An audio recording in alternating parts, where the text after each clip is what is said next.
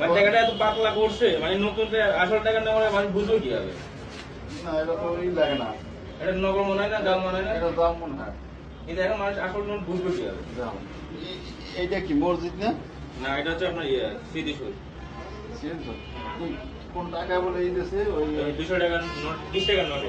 20 টাকার নোটের দিছে হিন্দু বই 20 টাকার নোটে আর দেশে গেলাম ডক্টর ইউনুস। আর মা নালা তো ভাড়াইলাম আমি, ঠিক আছে মা তো হলাম। আচ্ছা, যাই হোক, এখন হচ্ছে আমরা এই টাকাটা হচ্ছে বুথে দিয়ে দেখবো যে এটা বুথ নেই কিনা। ওকে, নতুন টাকা আমি পাইলাম তো আমাকে ব্যাংকে তো আনে আনতে এটা আমি হচ্ছে কিনে আনছি।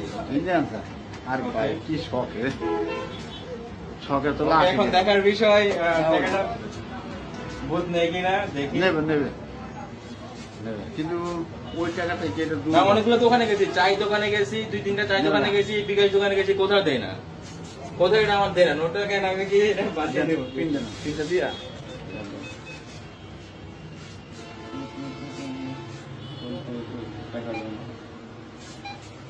ওকে, রেডি, দিলাম।